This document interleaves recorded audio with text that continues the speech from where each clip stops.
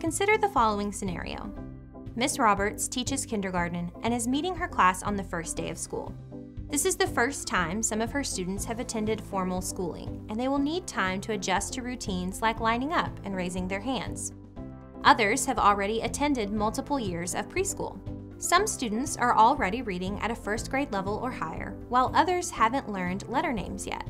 Some students can do simple addition and subtraction problems, while others are still learning to count to 10.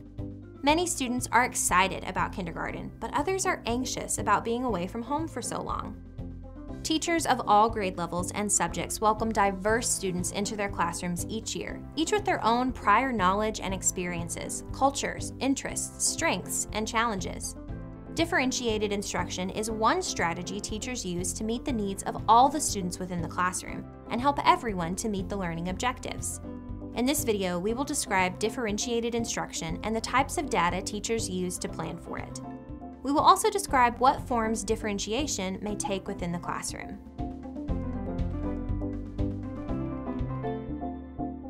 Differentiation refers to tailoring instruction to meet the diverse needs of students within a classroom.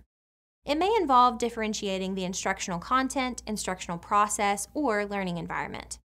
A teacher may select texts related to students' interests when analyzing plot, for example, or provide note-taking guides for a history lesson for students who need extra support. However, all students are still expected to meet the same learning objectives unless they have modifications outlined in an individualized education program, also known as an IEP. Teachers may also differentiate the instructional process used to meet students' needs. If assessment data shows that students are struggling to solve addition problems mentally, a teacher may model how to solve them using number lines or manipulatives, trying different methods until students demonstrate success. Providing small group instruction to reteach or extend understanding is another example of differentiating the process or teaching methods. Differentiation can also occur in the learning environment. Teachers may use flexible seating for students who benefit from opportunities to move around the classroom, or incorporate visual and auditory reminders of the daily schedule for students who find transitions stressful. Differentiated instruction is not synonymous with individualized instruction, which customizes instruction to the needs of one individual learner. The resources required for individualized instruction are not typically present in a classroom environment. So differentiated instruction seeks to meet students' needs through flexible groupings and teaching methods that may be reasonably applied in a group environment. Differentiation benefits all learners, not just those who need extra support. It ensures that all students receive instruction in line with their needs and current levels of achievement. Teachers gather a variety of data in order to differentiate instruction. First, they gather formative assessment data, which is collected while students are still learning a new concept or skill. Formative assessment data may include discussions, checklists, and observations of student performance during guided or independent practice. Teachers use this information to determine which students are already succeeding on specific learning objectives and which students need additional instruction or practice. They can also identify where misconceptions or errors are occurring by analyzing students' problem-solving methods. Teachers also gather summative assessment data, which is collected after the conclusion of a larger chunk of instruction, such as a unit. When summative assessment items are correlated with specific standards and learning objectives, teachers can identify which areas to focus on in reteaching and small group instruction. Standardized test results commonly provide this type of data, which is used to differentiate instruction. In addition to observing students' academic performances, teachers can consider students' interests, attitudes, prior experiences, and cultures. For example, when incorporating real-world problem-solving into instruction, teachers may use examples relevant to students' interests and communities to increase student attention and motivation. Other environmental factors, such as access to resources and home environments, should also be considered when differentiating instruction. For example, students who get little sleep at home may have difficulty staying awake by the afternoon. The teacher may arrange the schedule to teach more difficult concepts in the morning when students are most alert and plan for more frequent breaks in the afternoon.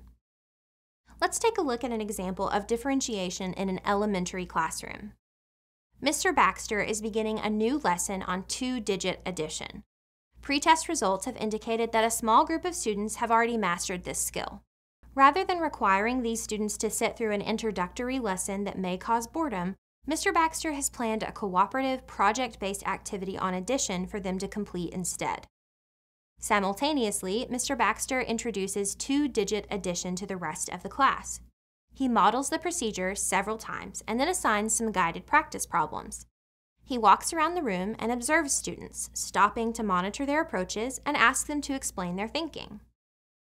He notes one group of students who quickly and accurately answer all of the problems, so he directs them to begin some independent practice activities.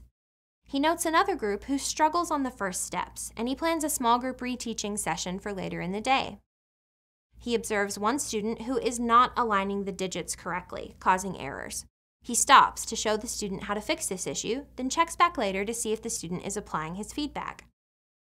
Mr. Baxter has also observed his students' interest in the book fair that is currently underway at the school, so he plans some follow-up practice involving calculating totals for book purchases the following day. Alright, let's review what we've learned in this video.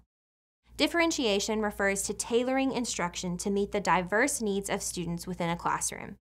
It may involve differentiating the instructional content, instructional process, or learning environment without changing the learning objectives. Differentiation uses flexible groupings to meet the needs of students within a classroom environment, where resources are not typically present to individualize instruction for each student. Teachers use formative and summative assessment data and information about students' interests, cultures, prior experiences, and environmental factors to differentiate instruction. Before we go, let's tackle a couple of review questions. Number 1, as part of a district reading program, a teacher administers progress monitoring on fluency to all students twice per month. How might this progress monitoring be used to differentiate instruction?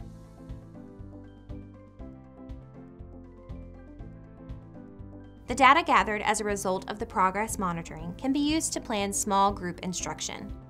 The teacher can group students who need additional support in the same areas. Additionally, she can monitor results over time to determine which students should be added or released from the groups. A key component of differentiated instruction is using flexible groupings based on recent data. Number 2, what do you think the benefits might be of using technology and digital learning for differentiating and individualizing instruction?